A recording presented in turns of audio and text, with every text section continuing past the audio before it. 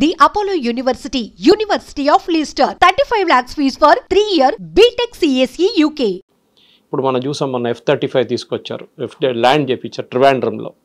Fuel అని చెప్పారు, దాని తర్వాత హైడ్రాలిక్ ఇష్యూ అని చెప్పారు. లాస్ట్ ఇప్పుడు 25 రోజుల తర్వాత 22 రోజుల తర్వాత దాన్ని ఇప్పుడు హ్యాంగర్లో తీసుకెళ్ళి రిపేర్ చేయడానికి బ్రిటిష్ టెక్నీషియన్స్ అందరు వచ్చారు. ఇట్లాంటి సాఫిస్టికేటెడ్ ఎయిర్క్రాఫ్ట్, అది సుఖాయ్ ఉండొచ్చు, పాత జాగ్వార్ ఉండొచ్చు. ఇప్పుడు కూడా మన దగ్గర జాగ్వార్ ఉంది, అది పాత డసా వాళ్ళు తయారు చేసింది అది కూడా. అండ్ దెన్ ఇప్పుడు కొత్త ఉన్న వర్షన్ రఫాల్ ఉంది మన దగ్గర. ఎయిర్క్రాఫ్ట్లో ఎప్పుడు ఏం జరుగుతుందంటే, ఇప్పుడు జరిగిన దాంట్లో కూడా చాలా క్లియర్గా ఏం చెప్తాం, ఒక ఎయిర్క్రాఫ్ట్కి ఏదో డ్యామేజ్ జరిగింది, వాళ్ళు యూజ్ చేసిన word ఫ్యాక్టరీసైడ్.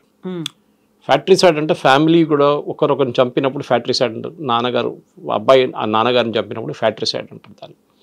At the same time army పార్లెన్స్లో ఫ్రెండ్లీ ఫైర్ అంటారు దాన్ని.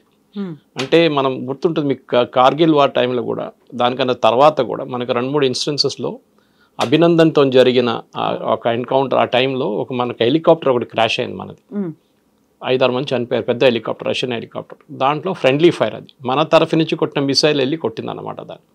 ఆ పైలట్స్ ఇద్దరు ఉంటారు కదా దాంట్లో, వాళ్ళు ఆ హెలికాప్టర్ని ఆ రేంజ్లో ఆ ఏరియాలో తీసుకురాకూడదు, ఎందుకు తీసుకొచ్చారు, ఆ మిసైల్ వచ్చి మన దాని మీద కొట్టింది. ఎందుకంటే మిసైల్స్ అనేది హీట్ సీకింగ్ మిసైల్స్ ఉంటుంది. ఒకసారి ఫైర్ చేసినప్పుడు మిసైల్స్ ఏదైనా హీట్ సీకింగ్ ఇంజిన్ ఏదైనా ఉంటే దాన్ని ఎంట పడుతుంది అనమాట.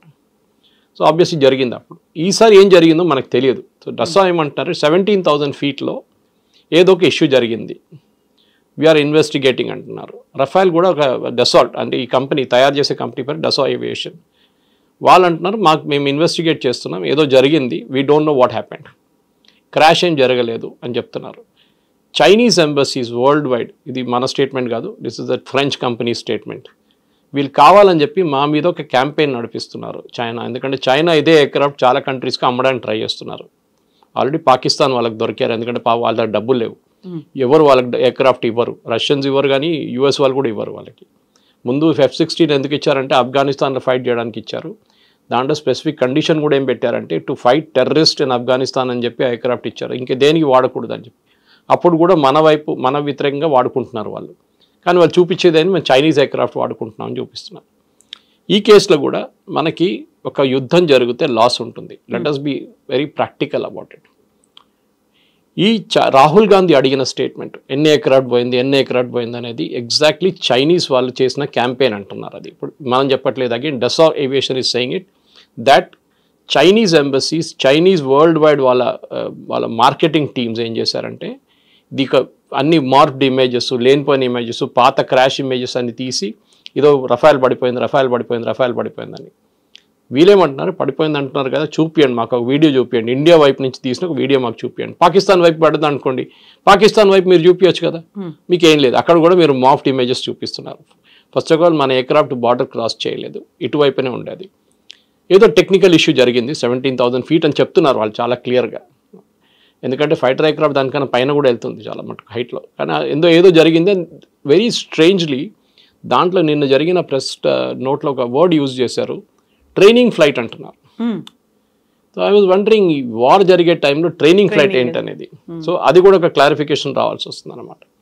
ఎయిర్ మార్షల్ భారతి అప్పుడు ప్రెస్ కాన్ఫరెన్స్ టైంలో చాలా క్లియర్గా చెప్పారు, losses are a part of the war, జరుగుతుంది. బంగ్లాదేశ్ వార్లో మన వైపు, అప్పుడు బంగ్లాదేశ్ వైపు మనకు ఎక్కువ ఎయిర్క్రాఫ్ట్ మనం కోల్పోలేదు, కానీ పాకిస్తాన్ వైపు మనకు ఆల్మోస్ట్ 70 ఎయిర్క్రాఫ్ట్లు పోయినాయి మనది.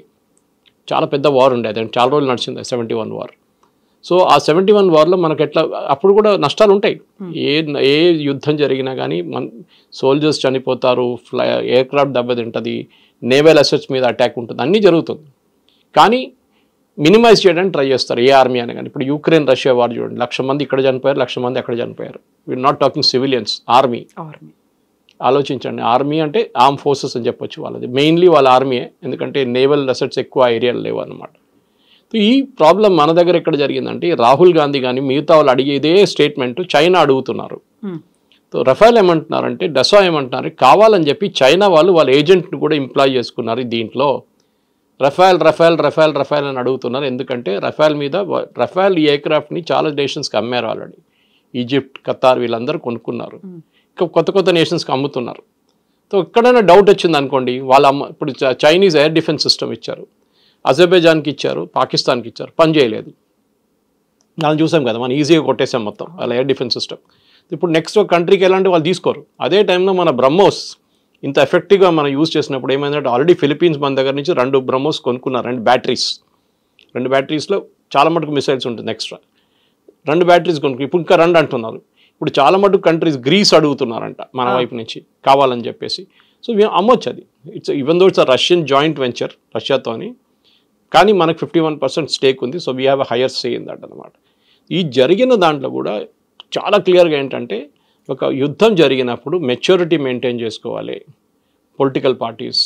మన వైపు నుంచి చూస్తున్న బీజేపీ వైపు నుంచి దానికోసం బీజేపీ కానీ మిగతా పార్టీస్ కూడా, ఈవెన్ శరద్ పవార్ లాంటి పార్టీ కానివ్వండి, మిగతా ఈవెన్ మమతా బెనర్జీ కూడా వాళ్ళు ఎక్కువ లొల్లి చేయలేదు. రాహుల్ గాంధీ ఒక్కరే కన్సిస్టెంట్గా సరెండర్ అని చెప్తున్నారు. సరెండర్ అంటే మీ ఆర్మీ సరెండర్ అయ్యారనమాట. మోదీ కాదు, మోదీ పేరు చెప్తున్నాడు కానీ it's obviously army whereas nobody surrendered. అందరికి తెలుసు ఎవరు డీజీఎంఓ కాల్ చేశారో, పాకిస్తాన్ డీజీఎంఓ మనకు కాల్ చేశారని చెప్పి ఎన్నోసార్లు వాళ్ళే చెప్తున్నారు. మా నూర్ఖాన్ ఎయిర్ బేస్ మొత్తం పోయిందని వాళ్ళే చెప్తున్నారు. 4 F-16 పోయింది అంటున్నారు, వాళ్ళకి అవాక్స్ పోయింది అంటున్నారు వాళ్ళు. ఇదంతా వాళ్ళు ఇచ్చిన స్టేట్మెంట్స్. బ్రహ్మోస్ కొట్టినప్పుడు మాకు 30 సెకండ్లే ఉండే రియాక్ట్ చేయడానికి అని చెప్పారు. చెప్పిన తర్వాత కూడా మన వైపు నుంచి రాహుల్ గాంధీ కన్సిస్టెంట్గా అటాక్ చేస్తున్నా అర్థం కావట్లేదు. ఇప్పుడు అర్థమైంది. ఎందుకంటే చైనీస్ వాళ్ళు ఉపయోగించిన one of the agents of China was Rahul Gandhi obviously. ఎందుకంటే చాలా క్లియర్గా తెలిసిపోయింది that he was asking the same information with Chinese were asking. Chinese వాళ్ళు అడుగుతున్న అదే ఇన్ఫర్మేషన్ రాహుల్ గాంధీ ఎక్కడ పడ్డది చెప్పండి మాకు, అప్పుడు తెలిసిపోతుంది కదా చెప్తే. కానీ చెప్పరు మన వాళ్ళు. ఏ జరిగినా కానీ ఆర్మీలో ఎయిర్ ఫోర్స్లో అన్లెస్ పబ్లిక్ ఏరియాలో వచ్చి పడింది అనుకోండి, అప్పుడు they will give a statement. కానీ పబ్లిక్ ఏరియాలో ఎక్కడ ఏం పడలేదు. ఆ ఎయిర్క్రాఫ్ట్ పాసిబ్లీ తిరిగి వస్తున్నప్పుడు రన్వేలో దిగిందో లేదో, ఏదో డ్యామేజ్ అయిందో ఏదో అయి ఉంటుంది. సో దానికోసం Rafale says 1 aircraft is out of service. వాళ్ళు యూజ్ చేసిన వర్డ్ అది, out of service. So if it is right of simple. Otherwise వాళ్ళు రీప్లేస్ చేస్తారంటే దాన్ని రీప్లేస్ చేస్తారు రేపు. ఇది మన కార్ కొనేటప్పుడు ఉంటుంది, ఒక సంవత్సరం లోపల పని చేయకపోతే మొత్తం చాలా పెద్ద ప్రాబ్లం ఉంటే దాన్ని మెయింటెనెన్స్ చేయకపోతే దాన్ని రిటర్న్ చేసేస్తారు. ఇప్పుడు మనం చూసాం ట్రివాండ్రంలో వచ్చిన ఎయిర్క్రాఫ్ట్ కూడా అదే. ఫస్ట్ వాళ్ళు ఏమన్నారు, లో ఫ్యూయల్ అన్నారు. లో ఫ్యూయల్ తర్వాత చూస్తే హైడ్రాలిక్ అన్నారు. హైడ్రాలిక్ కోసం వాళ్ళ HMS ప్రిన్స్ ఆఫ్ వేల్స్ నుంచి ఒక హెలికాప్టర్ క్రూని తీసుకొచ్చారు. వాళ్ళు ట్రై చేస్తారు, వాళ్ళతో కాలేదు. మళ్ళీ వాళ్ళు రిటర్న్ వెళ్ళిపోయారు. మళ్ళీ కొత్త టీం మొన్న వచ్చారు ఒక 40 మంది వచ్చారు వాళ్ళు రిపేర్ చేయడానికి. సో ఇదేదో చిన్న ఎయిర్క్రాఫ్ట్ కాదు. ఇదే కార్ రిపేర్ చేయడమో లేకుంటే ఒక 2 వీలర్ రిపేర్ చేయడం కాదు. ఇది $100 million ఎయిర్క్రాఫ్ట్ అంటే ఆలోచించండి దాని యాక్చువల్ రేట్ ఎంత ఉంటుంది మన ఇండియన్ కరెన్సీలో. సో ఆబ్వియస్లీ దీన్ని ఒక మెచ్యూర్ వేగా డీల్ చేయాల్సి వస్తుంది. ఇజ్రాయెల్లో చూడండి, ఇజ్రాయెల్లో వాళ్ళు ఇంతమంది ఇవాళ కూడా వాళ్ళు 4 సోల్జర్స్ని కోల్పోయారు, 5 ఇవాళ యంగ్ పీపుల్ 19-20 సంవత్సరాల ఉన్న సోల్జర్స్ గాజాలో. సో వాళ్ళు అడగరు, వాళ్ళ అపోజిషన్ పార్టీస్ అడగరు ఎక్కడ పడ్డారు అది చెప్పండి, మాకు ఎక్కడ పడ్డది ఇక్కడ చెప్పండి. మిసైల్స్ వచ్చి వాళ్ళ మీద కూడా పడ్డది కదా, హైఫాలో పడ్డది, టెలవీవ్లో పడ్డది. కానీ వాళ్ళు రియాక్ట్ కాలేదు, వాళ్ళు పాజిటివ్గా రియాక్ట్ అయ్యారు. సరే పడ్డది, డ్యామేజ్ అయింది, we are taking care of it, finished, matter ends. ఇక్కడ అది కాదు, మాకు ఎన్ని ఎయిర్క్రాఫ్ట్ పోయింది చెప్పండి, ఎన్ని ఎయిర్క్రాఫ్ట్ పోయింది. స్పెసిఫిక్గా ఎయిర్క్రాఫ్ట్ ఒకటే అడుగుతున్నారు, పాకిస్తాన్ వైపు ఎన్ని పోయిందని అడగట్లేదు మన వాళ్ళు. రాహుల్ గాంధీ కానీ మిగతా కొన్ని ఆపోజిషన్ పార్టీ వాళ్ళు పాకిస్తాన్ది ఎన్ని ఎయిర్క్రాఫ్ట్ పోయింది మాకు చెప్పండి అని చెప్తే మేము మళ్ళీ అదొక ఇంకొక లాజిక్ ఉంటుంది దానికి, అది లేదు. Anyway as of now డసా is taking care of it. మన ఎయిర్ ఫోర్స్ అయితే మాట్లాడరు దాని గురించి. సింధూర్ కూడా అయిపోయింది, కానీ పాకిస్తాన్ వైపు నుంచి ఇంకా స్టేట్మెంట్లు వస్తూనే ఉన్నాయి. మా వైపు జరిగింది ఇది, రఫాల్ మాది బ్రహ్మోస్ కొడితే మాకు 30 సెకండ్లు ఉండే అని చెప్తున్నారు. అది కాకుండా నూర్ఖాన్ ఎయిర్ బేస్ కానివ్వండి, జకోబాబాద్ కానివ్వండి, మిగతా ఎయిర్ ఫోర్స్ బేస్ మీద జరిగిన వాళ్ళ డ్యామేజ్ కూడా నిన్ననే మొన్న 3 రోజుల క్రితం ఒక ఫార్మర్ సీనియర్ CIA ఏజెంట్ ఏం చెప్పారంటే దట్ వాళ్ళ న్యూక్లియర్ వెపన్స్కి ఒక అమెరికన్ జనరల్ దగ్గర ఉందంట, who is స్టేషన్డ్ in Islamabad. So Pakistan cannot operate, వాళ్ళ న్యూక్లియర్ బటన్ వాళ్ళు ఆపరేట్ చేయలేరు వితౌట్ అమెరికన్ పర్మిషన్ కూడా కాదు, వాళ్ళు కీ ఆపరేట్ చేస్తేనే ఇది న్యూక్లియర్ మిసైల్స్ రిలీజ్ చేయొచ్చు. అది అమెరికా అక్కడ వచ్చి కూర్చున్నారు వాళ్ళు. ఎందుకంటే వాళ్ళకి భయం ఏంటంటే ఈ తాలిబాన్ చేట్లను లేకుంటే అల్ఖైదా చేట్లను లేకుంటే ఐసిస్ చేతులు ఢిల్లీ పడిపోతే న్యూక్లియర్ వెపన్ రేపు వాళ్ళు తీసుకొచ్చి వాషింగ్టన్ మీద వాడేస్తారు, లేకుంటే న్యూయార్క్ మీద వాడేస్తారు. అది కాకూడదని చెప్పి చేస్తున్నారు అన్నమాట. సార్ ఇప్పుడు చివరికి పాకిస్తాన్ అయినా మాకు ఎంత నష్టం జరిగింది అనేది చెప్పుకుంటోంది, భారత్ ఎందుకు చెప్పుకోవట్లేదు? ఒక పారదర్శకత అనేది ఉండాలి, ఎందుకంటే డిఫెన్స్ సిస్టమ్ మీద పెట్టేదంతా మన డబ్బే కదా, చెప్పాల్సిన అవసరం ఉంది కదా. మీరు చెప్పింది రిప్లై కరెక్టే, కానీ కొన్ని దానికి సీక్రసీ మెయింటైన్ చేయాల్సి వస్తుంది. ఫర్ ఎగ్జాంపుల్ ఒక బ్యాటిల్లో, ఇవాళ జరిగిన ఒక బ్యాటిల్లో మనం ఫర్ ఎగ్జాంపుల్ ఎయిర్క్రాఫ్ట్ పక్కన పెడతాం మనం, ఒక టెర్రర్ ఆపరేషన్ జరిగింది, 4గురిని చంపేశాం, వాళ్ళ సిగ్నల్ మాకు దొరికింది, వాళ్ళు శాటిలైట్ సిగ్నల్ యూజ్ చేశారు, మేము శాటిలైట్ ఫోన్ పట్టుకున్నామంటే నెక్స్ట్ టైం వాళ్ళు శాటిలైట్ ఫోన్ వాడరు. మనం కూడా చెప్పారు అనుకోండి, ఎస్ వాళ్ళు రఫేల్ కొట్టారు లేకుంటే మనం కొట్టాము ఇట్లా జరిగిందంటే వాళ్ళు నెక్స్ట్ టైం వాళ్ళకి అర్థమైపోతుంది దీని ఇట్లానే చేయాలి. సో మిలిటరీ సీక్రెట్స్ అని ఉంటుంది. పాకిస్తాన్ ఏం చెప్తున్నారు, వాళ్ళ డ్యామేజ్ జరిగింది ఏదని చెప్తున్నారు, కానీ మన వైపు ఎక్కడ డ్యామేజ్ జరగలేదు. మనకు చూసాం మనం చాలా క్లియర్గా. మన వైపు వచ్చిన ఒక్క మిసైల్ కూడా 2-3 మిసైల్ సివిలియన్ ఏరియా మీద పడ్డది, ఒకటి సర్గోదా ఎయిర్ బేస్ మీద పక్కన వెళ్ళి పడ్డది, ఎయిర్ బేస్ మీద పడలేదు అది. సో పాకిస్తాన్ మన యాకాక్ గన్స్ అంటారు, అంటే యాంటీ ఎయిర్క్రాఫ్ట్ గన్స్ నుంచి S-400 దాకా చాలా బాగా పనిచేస్తుంది. మల్టీలేయర్ డిఫెన్స్ సిస్టమ్ దాంట్లో మనం చూసాం చాలా మటుకు ఎట్లా పనిచేస్తుంది. అది దాని క్లారిటీ కూడా చాలా మంది మనం టీవీలో చూసాం రాత్రిపూట. 5-6 మిసైల్స్ వెళ్ళి ఉంటుంది అక్కడిక్కడ, that is okay, it's still Akashteer పనిచేస్తుంది బాగానే. కానీ డ్యామేజ్ జరిగింది అన్ని పబ్లిక్ డొమైన్లో చెప్పక్కర్లేదు.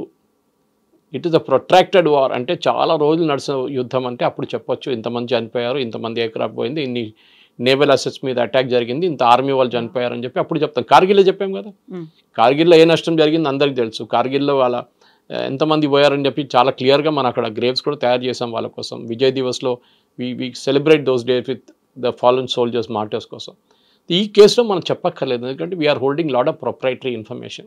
నెక్స్ట్ సర్జికల్ స్ట్రైక్ అప్పుడు చెప్పలేదు, ఇది ప్రెసిషన్ స్ట్రైక్, ఇది కూడా చెప్పలేదు అని చెప్పరు, ఎప్పుడు చెప్పరు. ఎందుకంటే మీరు సర్జికల్ స్ట్రైక్లో మేము ఇట్లా కొట్టామని చెప్తే నెక్స్ట్ టైం వాళ్ళు రెడీగా ఉంటారు దానికోసం.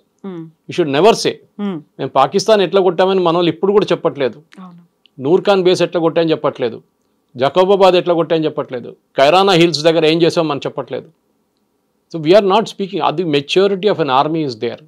ఇజ్రాయెల్ వాళ్ళు ఇంత పెద్ద క్యాంపెయిన్ చేశారు ఇరాన్ మీద, వాళ్ళు మొత్తం ఇన్ఫర్మేషన్ ఇచ్చారు బయట, ఎక్కడ ఇవ్వలేదు.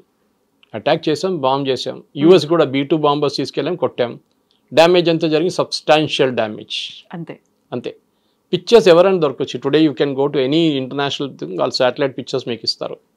పాకిస్తాన్కి 10 నిమిషాలు పడుతుంది ఆ శాటిలైట్ పిక్చర్ కొనడానికి. దాని నుంచి వాళ్ళకి క్లియర్గా తెలిసిపోతుంది ఏమైనా మన ఎయిర్క్రాఫ్ట్ కింద పడితే దాని విజువల్స్ ఉంటుంది దాంట్లో. ఏ విజువల్స్ లేదు, ఎక్కడ లేదు. సో మనం సీక్రసీ మెయింటైన్ చేయాలి, చాలా ఇంపార్టెంట్. అన్నీ పబ్లిక్ డొమైన్లో చెప్పక్కర్లేదు. ఓకే, మనుషులు చనిపోతే క్లియర్గా తెలిసిపోతుంది, ఎందుకంటే మనం వీ హోల్డ్ ఒఫీషియల్ ఫ్యూనరల్స్. నిన్ననే పాకిస్తాన్ ఒక కార్గిల్లో చనిపోయిన ఒక సోల్జర్ని మేము బాడీ తీసుకోమని చెప్పిన వాళ్ళకి నిన్న వాళ్ళు విక్టరీ పరేడ్లో వాళ్ళు ఒక మెడల్ ఇచ్చారంట ఆయనకి, చనిపోయిన ఆయనకి. First they refuse to accept his body from India. మన వైపు నుంచి మనమే దాన్ని బరీ చేసాం అన్నమాట బాడీని. అట్లాంటి మనుషులు వాళ్ళు, మన అట్లా కాదు. మన ఫాలన్ సోల్జర్స్ని మనం ఎప్పుడు రెస్పెక్ట్ ఇస్తాం, వాళ్ళ ఫ్యామిలీకి బాడీ ఇక్కడ పంపిస్తాం, అన్నీ జరుగుతుంది. ఈసారి కూడా చూసాం మనం జరిగిందంతా.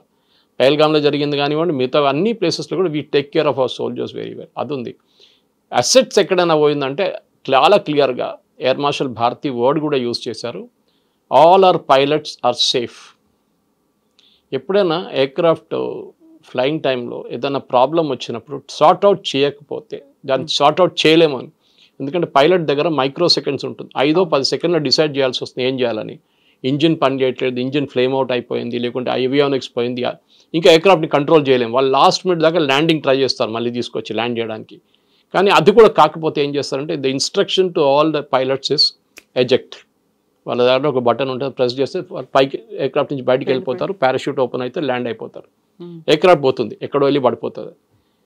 అది ఎందుకు చేస్తున్నారంటే ఒక ఎయిర్ ఫోర్స్ పైలట్ని ట్రైన్ చేయడానికి మీరు 2.5-3 కోట్లు ఖర్చు పెడతారు. Your life is more valuable than the aircraft. Aircraft రేపు కొనొచ్చు, ఇంకొక పైలట్ని ట్రైన్ చేసి తీసుకురావాలంటే చాలా కష్టపడాలి. మన దగ్గర ట్రైన్ చేస్తారు హకీంపేటలో. ఫస్ట్ అక్కడ ఫిక్స్ వింగ్ ఉంది, దిండిగల్లో ఫిక్స్ వింగ్ ఉంది, హకీంపేటలో హెలికాప్టర్ డివిజన్ ఉంది మన దగ్గర. సో ట్రైనింగ్ కోసం చాలా ఖర్చు పెట్టిన డబ్బులు వాళ్ళు ఎక్స్పీరియన్స్ అయినప్పుడు they have to save that life అన్నమాట. దానికోసం చూడండి లాస్ట్ మినిట్ దాకా వాళ్ళు ట్రై చేస్తారు, కాకపోతే ఎజెక్ట్ చేసేస్తారు వాళ్ళు. సో ఇది కూడా అంతే case. That in a war also, war సిచ్యువేషన్లో కూడా ఎయిర్క్రాఫ్ట్ని సేవ్ చేయడానికి ట్రై చేస్తారు. ఎందుకంటే చీప్ కాదు, $50 మిలియన్ $60 మిలియన్ ఒక్కొక్క ఎయిర్క్రాఫ్ట్. F-35 అయితే $100 మిలియన్, మనం ఇంకా కొనలేదు అది. So that is where it is. So ఒక వార్ సిచ్యువేషన్లో చెప్పిన దానికి అసలు డెసా వాళ్ళు టేక్ చేసుకున్నారు, చాలా క్లారిఫికేషన్ ఇచ్చారు. మన వైపు నుంచి కూడా అక్కడిక్కడ కాకుండా మనం కొన్ని స్టేట్మెంట్లు ఇచ్చాం. మన CDS అనిల్ చౌహాన్ గారు కానీ, మన ఎయిర్ ఫోర్స్ చీఫ్ కానీ, మన ఒక అటాచ్ కూడా ఒక ప్రెస్ కాన్ఫరెన్స్ చేశారు, ప్రెజెంటేషన్ చేశారు. సో కానీ దాన్ని కూడా మన మీడియా ట్విస్ట్ చేస్తారన్నమాట. ఏదైనా చెప్తే మోదీ గారు ఎందుకు చెప్పలేదు, మోదీ గారు ఎందుకు మాట్లాడలేదు, అన్నీ మోదీ గారు చెప్పక్కర్లేదండి. ఒక డిఫెన్స్ మినిస్టర్ ఉన్నారు, డిఫెన్స్ సర్వీసెస్ ఉన్నారు, వాళ్ళు మాట్లాడతారు ప్రొఫెషనల్గా, వాళ్ళకి తెలుసు ఇట్లా మాట్లాడాలని. సార్ ఇప్పుడు మనం డిఫెన్స్ సిస్టమ్ గురించి మాట్లాడుకున్నప్పుడు ఆబ్వియస్గా టెర్రరిజం గురించి కూడా మాట్లాడుకోవాలి. టెర్రరిస్టులు అనగానే పాకిస్తాన్ బేస్డ్గానే వాళ్ళు ఆపరేట్ చేస్తున్నారు అనుకున్నప్పుడు యుఎస్ మనకు అప్పగించినటువంటి రానా చెప్పినటువంటి మాట, ఒక ట్రస్టెడ్ పర్సన్ని నేను పాకిస్తాన్ ఆర్మీకి అన్నాడు. ముంబై టెర్రర్ అటాక్స్ కావచ్చు, గతంలో జరిగినటువంటి అన్ని ఇన్సిడెంట్లో ఆయన ప్రధానమైనటువంటి భాగస్వామియే కాదు, ఆయనే చాలా క్లియర్గా ఎక్కడెక్కడ ఎవరిని డిప్లాయ్ చేయాలి అనేది కూడా చెప్పారనేది. ఎందుకని అంత ఒక ట్రస్టెడ్ పర్సన్ని అనే ఒక మాట, పాకిస్తాన్ ఆర్మీ నన్ను చాలా నమ్మింది అని ఆయనైతే ఒక స్టేట్మెంట్ ఇచ్చాడు. అక్కడే బోల్డ్ అని క్వశ్చన్స్ కూడా ఉన్నట్టున్నాయి కదా సార్. ఆయన ముంబైలో అదే దాడులు జరిగిన టైంలో ఉన్నాడా లేడా, ఎందుకని యూఎస్కి వెళ్ళిపోయాడు, దుబాయ్కి వెళ్ళాడు, ఇలాంటివన్నీ సార్. దుబాయ్కి వెళ్ళాడని చెప్పి ఎయిర్పోర్ట్లో ఒక ఎగ్జిట్ చూపిస్తుంది ఆ టైంలో, అప్పుడు ఇన్వెస్టిగేషన్ చూపించింది. కానీ దాని తర్వాత ఆయన ఇప్పుడు ఏమంటున్నా అంటే నేను రిటర్న్ వచ్చాను చెప్తాను. మనం అందరూ అనుకున్నాం అంటే పాకిస్తాన్లో వాళ్ళ హ్యాండ్లోస్తో నువ్వు కూర్చున్నాడు అనుకున్నాం మనం.